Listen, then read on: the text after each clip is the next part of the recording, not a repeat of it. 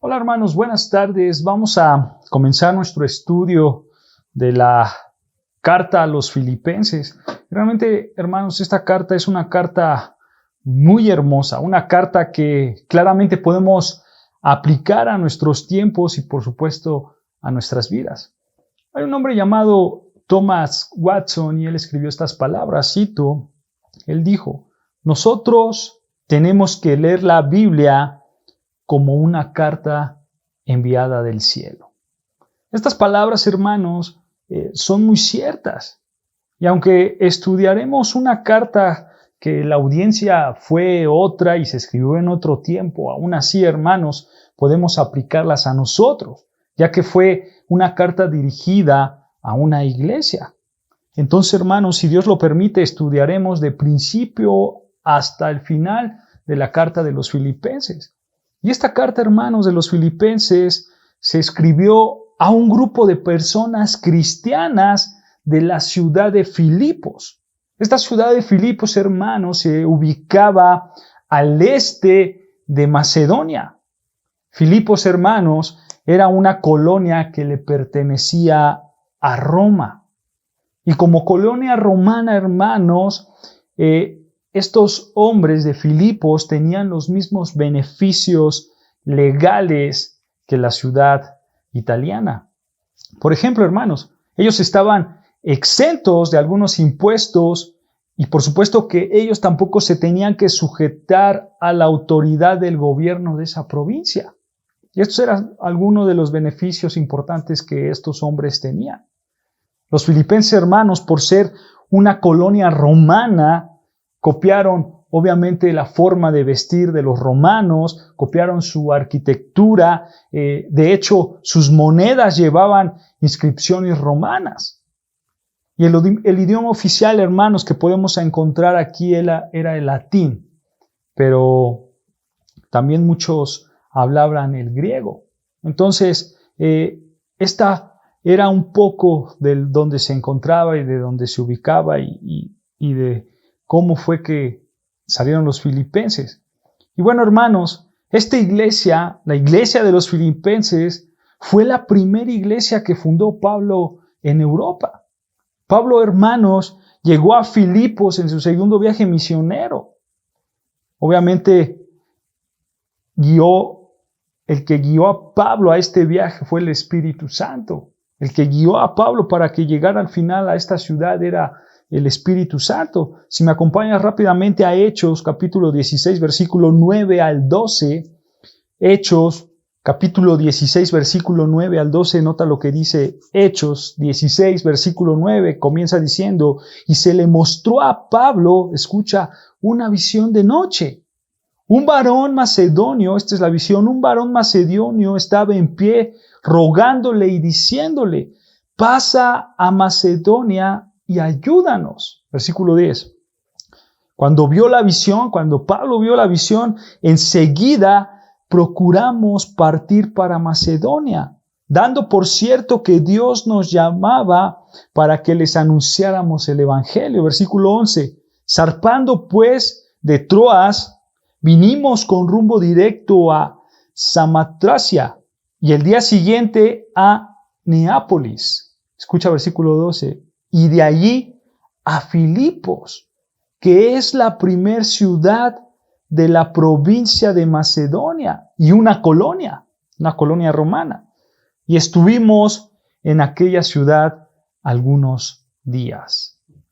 Pablo, hermanos, quien escribió esta carta de los filipenses, Pablo, hermanos, para llegar hasta ahí realmente pasaron muchas pruebas, pasó por muchos problemas. A Pablo, hermanos, querían matarlo en Damasco, según Hechos 14. También nosotros podemos ver, hermanos, que lo apredaron a tal grado que lo daban por muerto.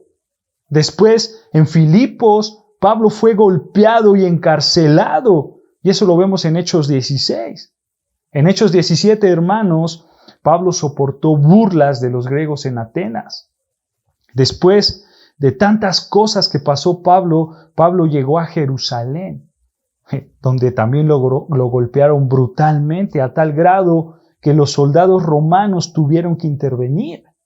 Eso lo podemos ver en Hechos capítulo 20. Pablo ahí se quedó custodiado. Una vez que lo recogieron estos soldados, Pablo se queda custodiado. Pero Pablo, por ser ciudadano romano, apeló para salir de esa custodia y él apeló al César. Entonces, como Pablo pidió ver a César, tuvieron que tomar un barco, pero cuando tomaron ese barco, quedaron náufragos en una fuerte tormenta. Y en Hechos 27, hermanos, por fin Pablo llega a Roma. Pero en todo este proceso, hermanos, Pablo escribió esta carta a los filipenses en Roma. Alrededor, hermanos, del año 61 después de Cristo. Y no solo escribió Pablo esta carta en una cárcel, escribió más cartas dentro de la cárcel conocidas como las epístolas de la prisión. Entre ellas estaba Efesios, Colosenses y Filemón, hermanos. Esas son las cartas que se le conocen como las epístolas de la prisión. Pero esta carta de Filipenses, hermanos, Pablo pasó todo ese proceso y en un proceso, hermanos, de 4 años de estar custodiado, Pablo escribe la carta a los filipenses. Y hablando un poco, hermanos, de esta iglesia, ellos eran pobres. Esta era una iglesia pobres. Tenían dificultades económicas. Sin embargo, hermanos, Pablo se enorgullece de ellos, ya que a pesar de su situación económica, estos hermanos de los filipenses ofrendaron a la iglesia de Jerusalén, que también tenía problemas económicos. Eso lo podemos observar en 2 de Corintios capítulo 8. Y la iglesia de los filipenses, hermanos, igual que Pablo, sufrieron persecución. Eran atacados por falsos maestros, y podemos ver también en el relato bíblico a 2 mujeres que se destacan en la iglesia, que esas 2 mujeres pelearon a tal grado que se estaba dañando la unión en la iglesia. Y todo esto, hermanos, lo vamos a ver más a fondo como vayamos avanzando. Pero pese a las circunstancias del autor, pese a las circunstancias de la audiencia original, hermanos, el tema principal que podemos ver en esta epístola es el gozo. Es el gozo. De hecho, algunos hermanos, algunos hombres llaman esta carta como la epístola del gozo. La epístola del gozo. La palabra griega, hermanos, para gozo se utiliza en esta carta más de 12 veces en sus 4 capítulos. ¿Por qué? Porque el gozo es fundamental para el cristiano. Recuerden, hermanos, que el fruto del Espíritu es gozo. Y cuando hablamos del gozo, hermanos, no nos estamos refiriendo a cristianos que todo es broma, que todo es alegría y que hay que ser siempre positivos porque hay que estar gozosos para nada, hermanos. Cuando hablamos de gozo, hablamos del cristiano que está satisfecho, que tiene paz pese a las circunstancias. Ese es el gozo, hermanos, que vamos a ver en esta carta. Una satisfacción, una paz pese a las circunstancias, hermanos. Ciertamente, hermanos, esta iglesia de Filipos amaba a Pablo. Y Pablo correspondía a ese amor. Pablo también amaba a esta iglesia. Es por eso que Pablo les escribió para agradecer su generosidad, su generosa dádiva hacia Pablo. También Pablo les explica por qué les había enviado de nuevo a un hombre llamado Epafrodito. También, hermanos, Pablo escribe esta carta para informarles sobre sus circunstancias dentro de la cárcel y, por supuesto, Pablo también advierte sobre los falsos maestros. Sin más, hermanos, y dejando esta pequeña introducción, vamos a estudiar, hermanos, la salutación o el saludo de Pablo a los filipenses.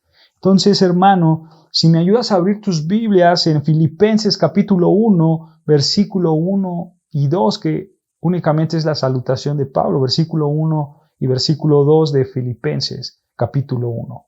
Entonces, vean lo que dice Filipenses, capítulo 1, versículo 1 y versículo 2, dice así: Pablo y Timoteo, siervos de Jesucristo, a todos los santos en Cristo Jesús que están en Filipos, con los obispos y diáconos. Versículo 2.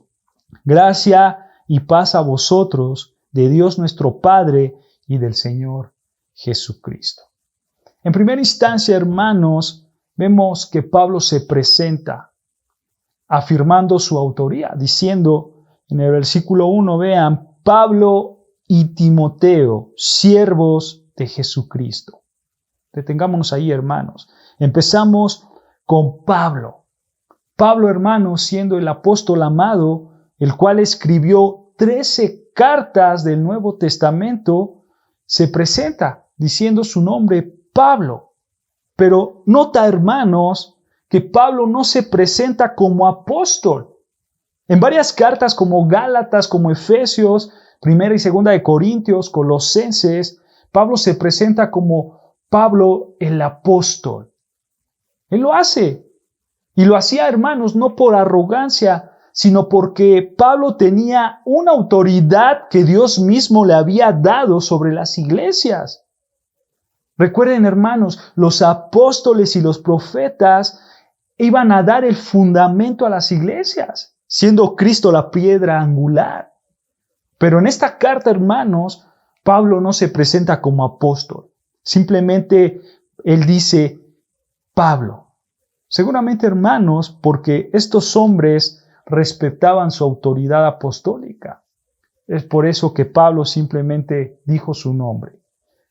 También vemos a otro hombre llamado Timoteo. Pablo y Timoteo.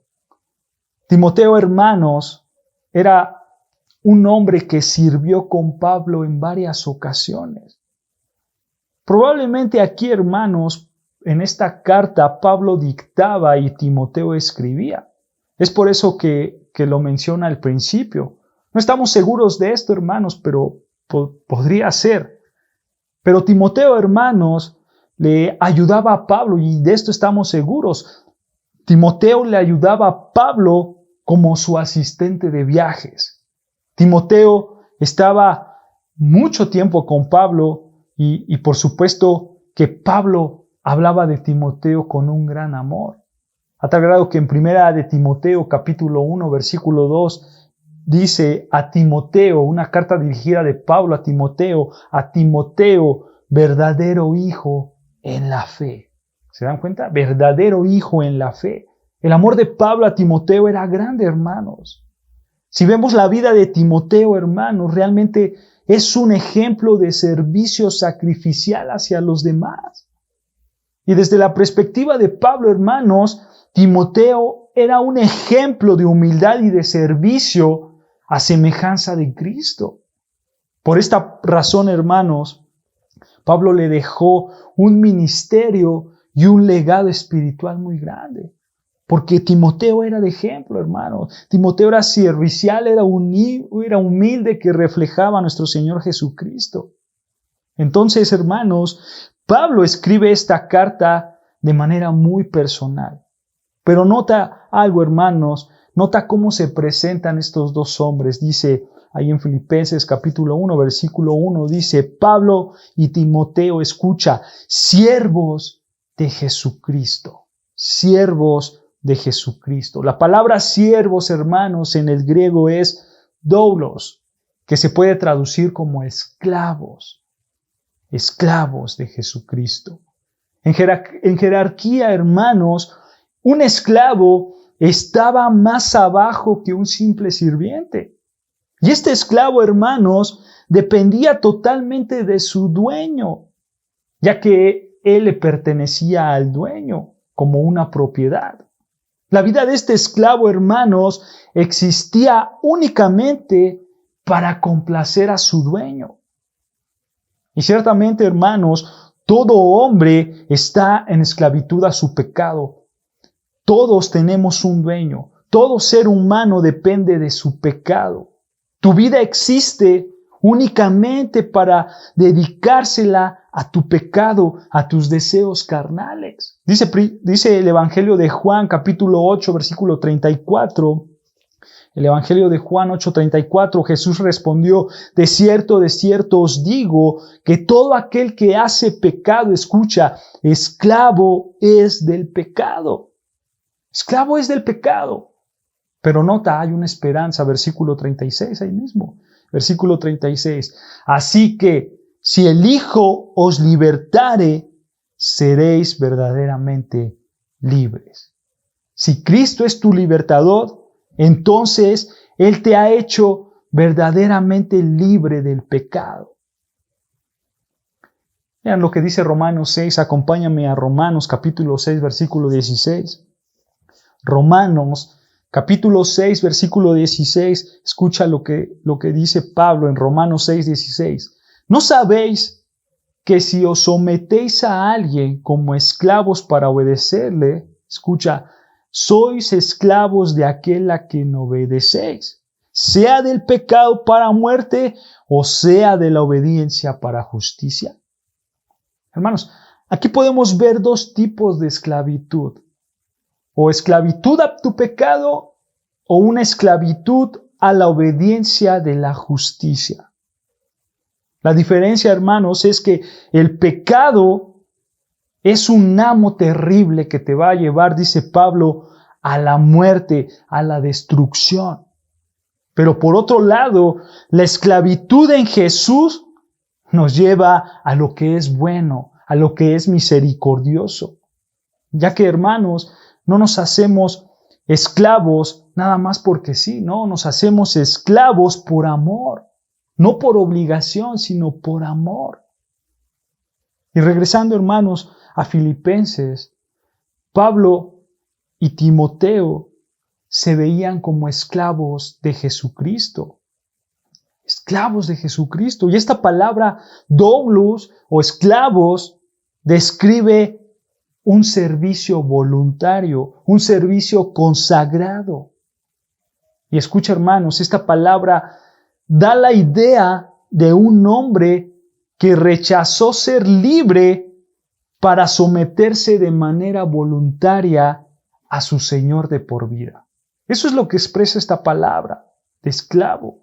Un hombre que rechaza su libertad para someterse por su propia voluntad a su Señor por toda su vida. Este principio, hermanos, lo vemos en Éxodo capítulo 21. Si me acompañas a Éxodo capítulo 21, versículo 2, vean lo que dice Éxodo 21, versículo 2. Escucha, si comprares siervo hebreo, 6 años servirá. 6 años servirá el siervo. Mas el séptimo, más el año 7, saldrá libre de balde. Escucha versículo 3. Si entró solo, saldrá solo. Si tenía mujer, saldrá él y su mujer con él. Versículo 4. Si su amo le hubiera dado mujer y ella le diere hijos o hijas, la mujer y sus hijos serán de su amo y él saldrá solo. Pero escucha versículo 5. Y si el siervo dijere, o si el esclavo dijere, yo amo a mi señor, a mi mujer y a mis hijos, no saldré libre. Versículo 6. Entonces su amo lo llevará ante los jueces y le hará estar junto a la puerta o al poste, y su amo le horadará la oreja con lesna, y escucha, y será su siervo para siempre. Hoy en día, hermanos, es una realidad, no estamos sujetos a una ley. No estamos sujetos a una ley. Pero este principio es el mismo. Tú te sujetas a tu Señor por amor. Este siervo, hermanos, tiene la oportunidad de ser libre, pero por amor a su Señor dice, me quedo con mi Señor.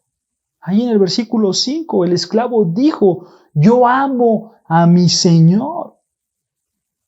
Es por una decisión propia, por una decisión voluntaria que el siervo, el esclavo decide quedarse con su Señor. Y así aplica a nosotros, hermanos. Entonces, Pablo se presenta como un esclavo de Jesucristo. Él deja, por así decirlo, sus credenciales apostólicas, hermanos. Y dice, yo soy esclavo igual que ustedes. Pablo, hermanos, Pablo no se está sometiendo a Roma. Aunque él estaba en prisión, aunque Pablo estaba detenido por los romanos, Pablo no se sometió al Estado romano, sino que Pablo se sometió a su Señor por amor a Él. Por amor a Él, hermanos. Tenemos que someternos a nuestro Señor por amor. Dice Mateo, capítulo 6, versículo 24, un versículo muy conocido. Mateo 6, 24 dice, ninguno puede servir a dos señores. Ninguno. Porque o aborreces al uno o amarás al otro. O estimarás a uno o menospreciarás al otro. Hermanos, Pablo sabía esta gran verdad. Y Pablo por propia voluntad decidió ser esclavo de Cristo. Nosotros decidimos, hermanos, por amor servir a Cristo. Porque Él nos compró con un precio muy grande. Dar su vida por nosotros. Ciertamente, hermanos, esto es un reflejo de una iglesia verdadera. Ya que todas las iglesias, hermanos, deben estar compuestas por siervos, por servidores, por esclavos de la justicia. Y sabes, hermanos, ese servicio, esa esclavitud que tienes en Cristo refleja gozo en tu vida. Por supuesto, hermanos, que no podemos negar aquí hay una paradoja, porque ser esclavo de Cristo te hace verdaderamente libre. Ahí está la paradoja, ¿cómo que siendo esclavo voy a ser libre? Pero es una realidad, hermano. Cuando tú te das cuenta de la libertad que tienes en Cristo, cuando te das cuenta de la libertad que Él te da, entonces llega el gozo en tu vida. Llega el verdadero gozo en tu vida. La pregunta es, hermanos, ¿a quién estás sirviendo? ¿A quién estás sirviendo? ¿A mis deseos? ¿A mis anhelos? ¿A mis pecados? Recuerden, no podemos tener dos señores. O sirves a tu pecado, o eres esclavo de muerte, o sirves a Cristo. Y Él te hace verdaderamente libre.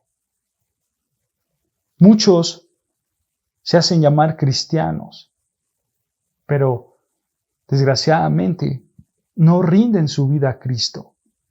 No viven como su amo determine que vivan. Ellos dicen, Señor, soy tu esclavo, pero hoy no haré lo que tú digas. No haré lo que tú digas. No te obedeceré en el trabajo, en la casa, en la escuela. No te obedeceré en ningún lado. No viven como su amo determina. Hermanos, nosotros tenemos que decir, Señor, yo soy tu esclavo y hoy haré lo que tú me digas en la casa, en el trabajo o en la escuela, en donde me encuentre. Para Pablo y Timoteo, hermanos, la esclavitud en Cristo era una realidad. Ellos obedecían al mandato de su Señor. Ellos obedecían su voz. Obviamente no una voz literal de Dios, sino que ellos respondían a su palabra escrita. Ellos estudiaban y se sometían a lo que decía la Escritura. Esta era la condición de Pablo y de Timoteo. Reconocían en sus vidas que eran esclavos y se sometían a las palabras de su amo.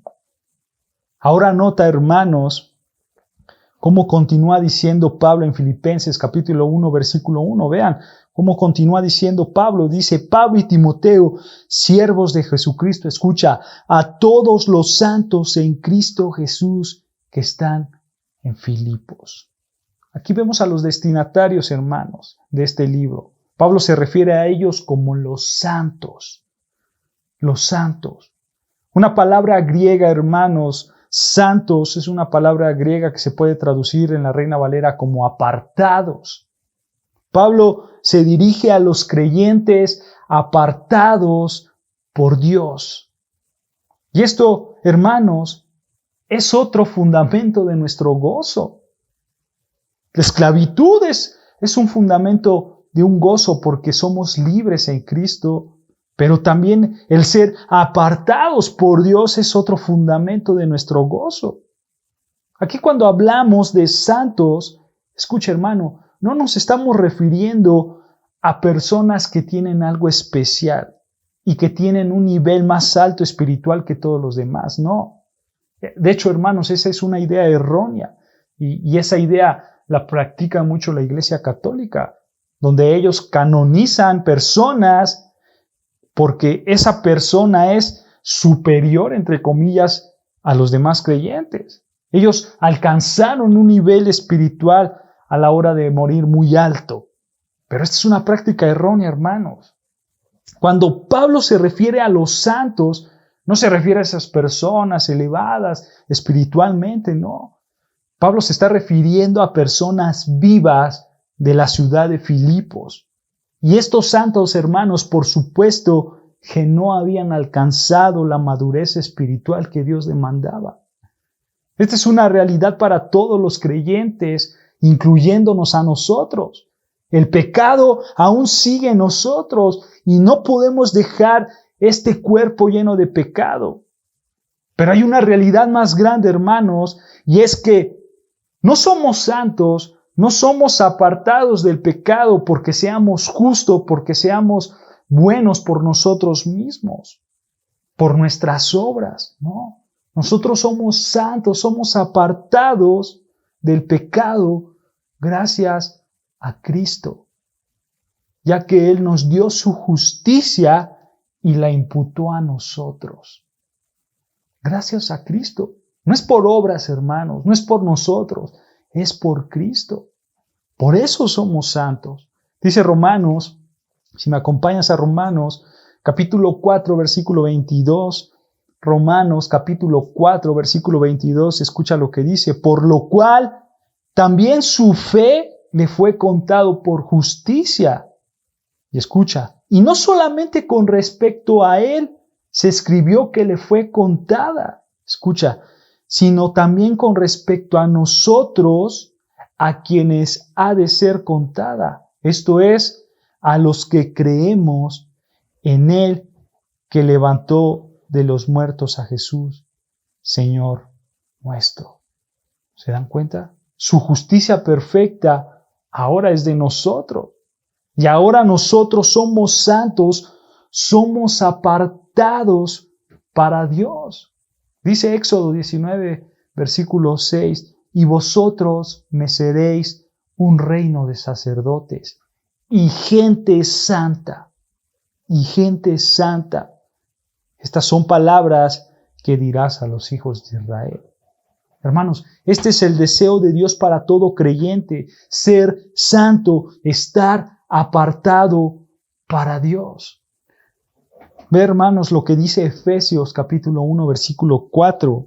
Efesios capítulo 1, versículo 4. Acompáñame porque es importante. Efesios capítulo 1, versículo 4. Dice así Pablo en la carta de Efesios capítulo 1, versículo 4 dice, según nos escogió en él antes de la fundación del mundo, escucha, para que fuésemos santos y sin mancha delante de él.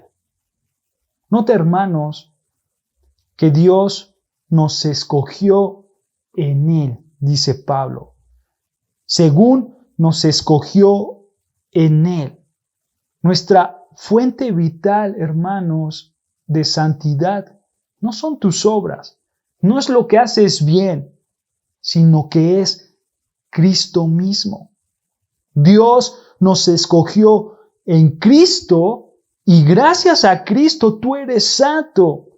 Y esa santidad, hermanos, la tienes que reflejar día a día en tu vida, ya que no es algo que tú produces, sino que es el mismo Espíritu de Dios que te ayuda a que tu santidad sea progresiva y te vaya santificando día a día. pero es gracias a Cristo, porque Él nos escogió en Él para que fuésemos santos. Y esa es la misma idea, hermanos, que escribió Pablo a los filipenses. Vean, allí regresando a nuestro versículo base, Filipenses capítulo 1, versículo 1, vean lo que dice Pablo. Dice Pablo y Timoteo, Filipenses capítulo 1, versículo 1. Pablo y Timoteo, siervos de Jesucristo, escucha, a todos los santos en Cristo Jesús que están en Filipos. ¿Se dan cuenta? Esto es grandioso, hermanos. Siervos de Jesucristo, a todos los santos en Cristo Jesús. Hermanos, escucha, ninguna religión puede decir estas palabras. Ninguna. Para ellos, para las demás religiones, su Dios, entre comillas, está lejos. Tienes que subir la montaña para alcanzarlo. Tienes que esforzarte para llegar a Él. Tienes que vivir una vida de obras. Y como no cumples esas obras, tienes una vida con frustraciones, con ansiedades, porque tienes que alcanzar a ese Dios. Pero nosotros, hermanos, los creyentes verdaderos, los hijos del Dios verdadero, escucha, hermano, no tenemos que subir la montaña, porque Cristo bajó esa montaña y ahora está en nosotros. En nosotros. Hermanos, solamente los verdaderos creyentes pueden decir que están en su Señor. ¿Sabes por qué? Porque han sido hechos uno con Él. Dice Gálatas, capítulo 2, versículo 20, ya no vivo yo, mas vive Cristo en mí. Hermanos, estar en Jesucristo es ser aceptados por Dios, y eso, hermanos, constituye la suprema fuente del gozo. Estar en Cristo, ser santos y estar en Cristo constituye, escucha, la suprema fuente del gozo. Ciertamente, hermanos, posicionalmente estamos apartados por Dios, gracias a Cristo. Pero sabemos que Dios demanda santidad en nuestras vidas. Dios demanda santidad en nuestras vidas. Dice Primera de Pedro, capítulo 1, versículo 16. Primera de Pedro, capítulo 1, versículo 16. Porque está escrito, sed santos, porque yo soy santo, dice el Señor.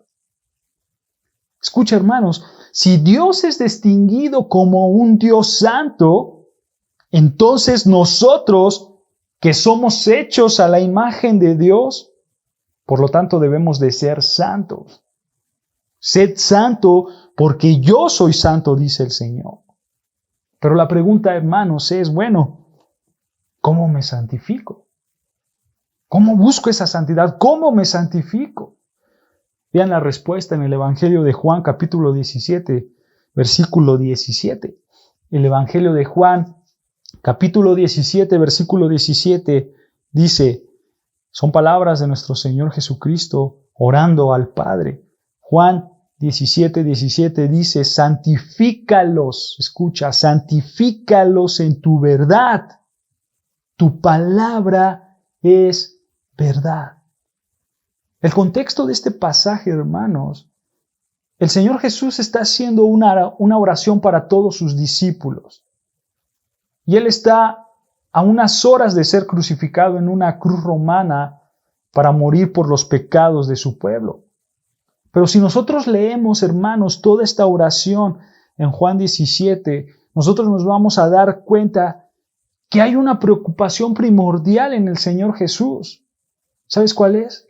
La santidad de su pueblo. Es por eso que Él expresa, santifícalos en tu verdad. Padre, yo te ruego que los santifiques en tu verdad. Tu palabra es verdad. Hermanos, la única manera de santificarte, la única manera de estar separado del pecado, la única manera de vivir como Dios demanda es estar en la verdad. Nota, santifícalos en tu verdad. El instrumento, hermanos, de la santificación es la verdad. Pero la pregunta es, bueno, ¿qué es la verdad? ¿Qué es la verdad? Bueno, el Señor Jesucristo añade, tu palabra es verdad. Entonces, hermanos, el instrumento de la santificación es la palabra de verdad. Esta palabra de verdad, hermano, refleja verdades únicas, verdades absolutas, como los atributos de Dios, su santidad, su amor, su justicia, su gracia, etc. También estas palabras de verdad hablan acerca del hombre, cómo somos, seres llenos de pecado, seres que necesitan ser salvados. Y por supuesto, hermanos, estas palabras de verdad hablan de Jesucristo y del Espíritu Santo, quien nos ayuda a santificarnos. La palabra de verdad significa, hermanos, esta palabra verdad significa realidad. Realidad. Entonces, todas estas realidades, todas estas verdades absolutas sirven, escucha, para que tú día a día te santifiques, te apartes de tu pecado y seas aún más parecido en Cristo. Hermanos, simplemente estudia y sométete a esta verdad, que es la palabra escrita de Dios. Y escucha, y así tendrás gozo en tu vida. Cuando tú te sometes a la palabra escrita de Dios, cuando tú te sometes a la verdad, tendrás gozo en tu vida. Hermanos, esta carta nos enseña verdades del gozo, verdades del gozo.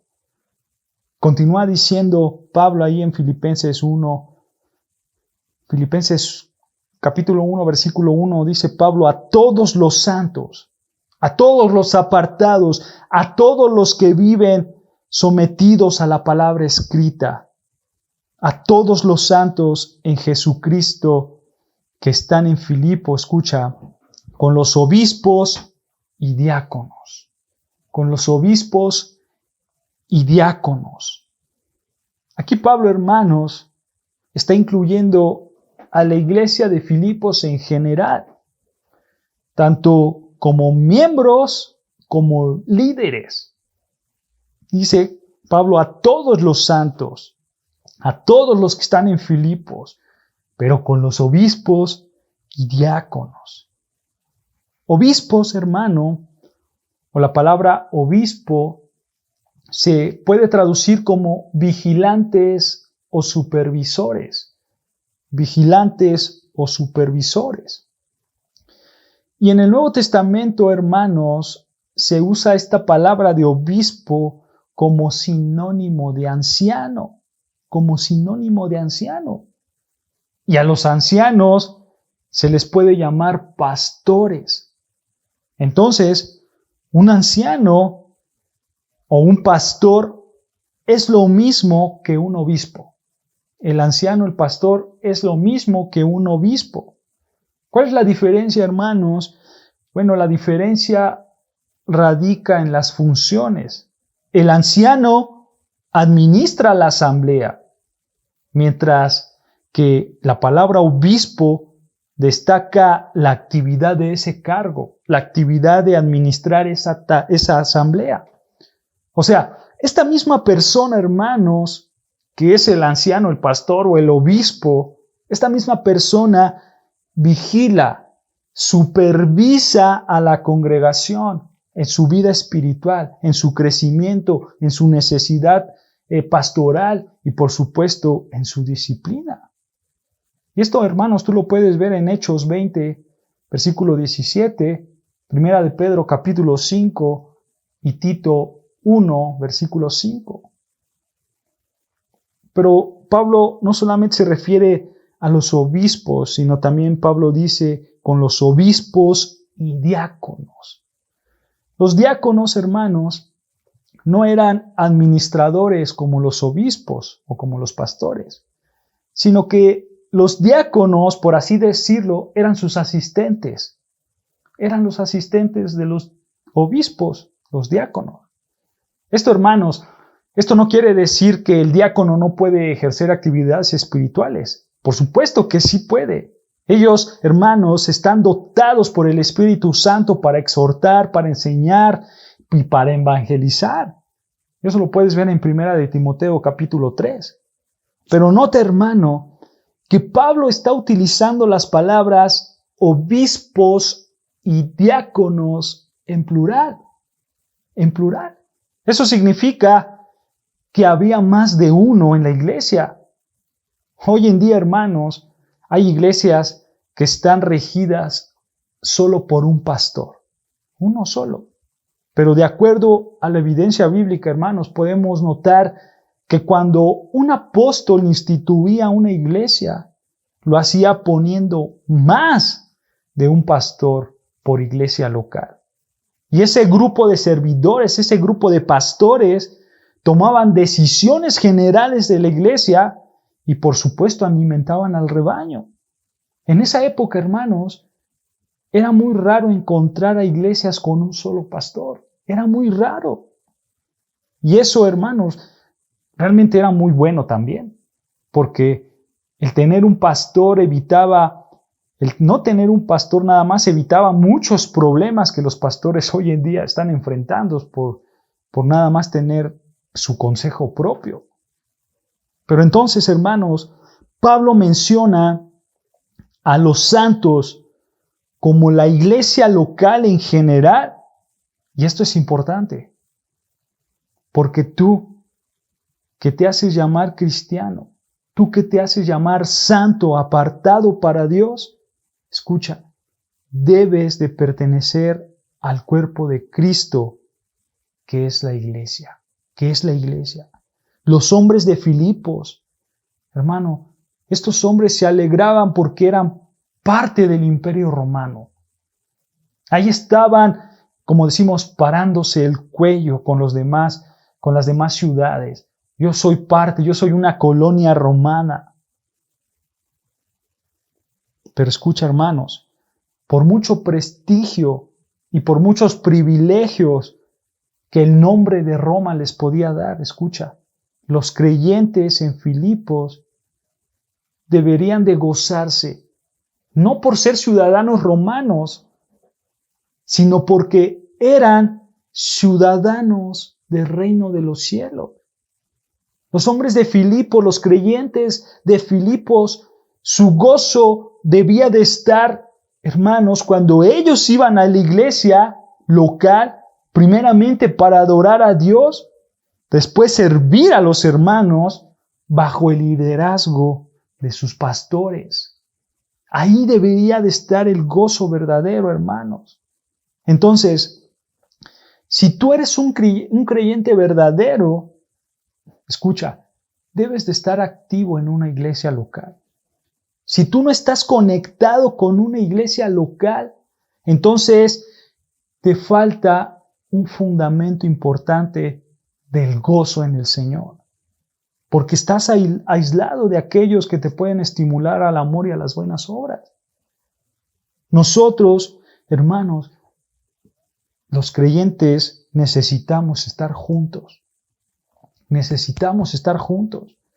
En estos tiempos de pandemia, hermanos, desgraciadamente ha afectado grandemente a la iglesia. La ha afectado muy grande, porque el Señor manda claramente en su palabra que debemos de congregarnos.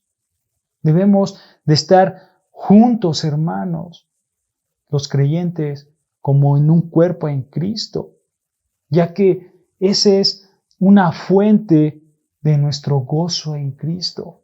Es una fuente muy importante del gozo que tenemos en Cristo. Pero nota, hermano, cómo concluye Pablo su salutación. Vean ahí en Filipenses capítulo 1, versículo 2. Filipenses capítulo 1, versículo 2 concluye Pablo su salutación, su saludo diciendo: gracia y paz a vosotros, de Dios nuestro Padre y del Señor Jesucristo. Este es otro fundamento del gozo, hermanos, la gracia y la paz. Pablo, hermanos, acostumbraba a saludar de este modo. Pablo siempre decía gracia y paz. Y tú lo puedes ver en la carta de Romanos, de Colosenses, de Efesios, de Segunda de Tesalonicenses. Y Pablo siempre saludaba gracia y paz. La gracia, hermanos, que Pablo se refería, es el favor inmerecido que tenemos. Es ese regalo que Dios nos ha dado. Y la paz es el resultado de ese regalo. La gracia es el regalo inmerecido y la paz es el resultado de ese regalo, es el resultado de esa paz. O sea, Pablo, hermanos, les desea a los filipenses y por supuesto les recuerda la gracia salvadora. Esto, hermanos, está hablando del profundo amor que Pablo tenía para esta iglesia. Él les dice, recuerden ese don divino que únicamente se les da a los pecadores arrepentidos. La gracia salvadora. Dice 2 Corintios capítulo 8, versículo 9.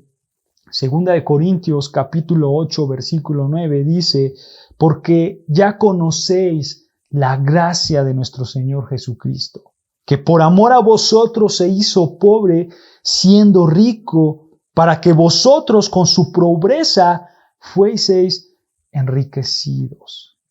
Hermanos, todo cristiano, todo creyente verdadero tiene el privilegio de gozar en este regalo que solo la bondad divina te puede dar, la gracia y la paz.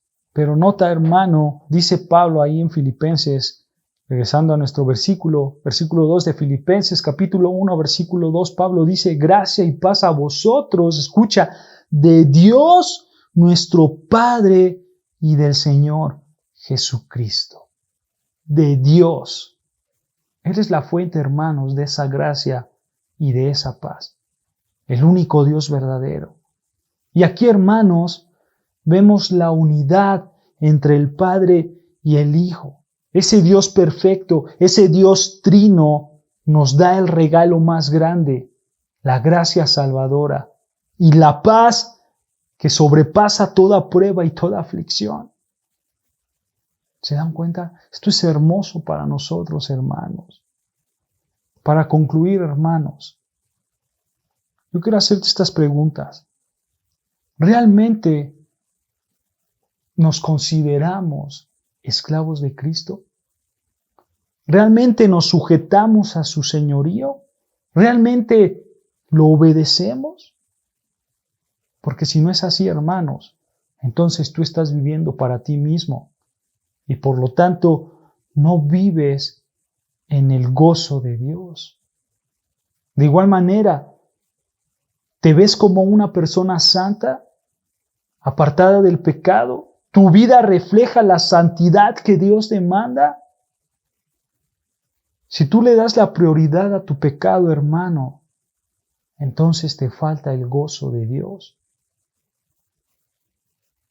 Hermano, ¿tú estás unido en comunión con la iglesia de Cristo? ¿Tú sirves a la iglesia local? Hermano, si no lo haces, sirve a la iglesia, sirve a los hermanos, porque es una gran causa del gozo de Dios. Hermano, reflexionemos en estos puntos. Pensemos en esa gracia y en esa paz que Cristo nos da. Porque esa gracia y esa paz, hermano, es una base sólida del gozo permanente del Señor. Busquemos ser esclavos por amor. Busquemos la santidad de Dios. Busquemos servir al hermano en la iglesia local, porque esa es la fuente de nuestro gozo, hermanos. Y todo eso está cimentado bajo la gracia y la paz que únicamente Dios nos da permanentemente. Dios te bendiga, hermano.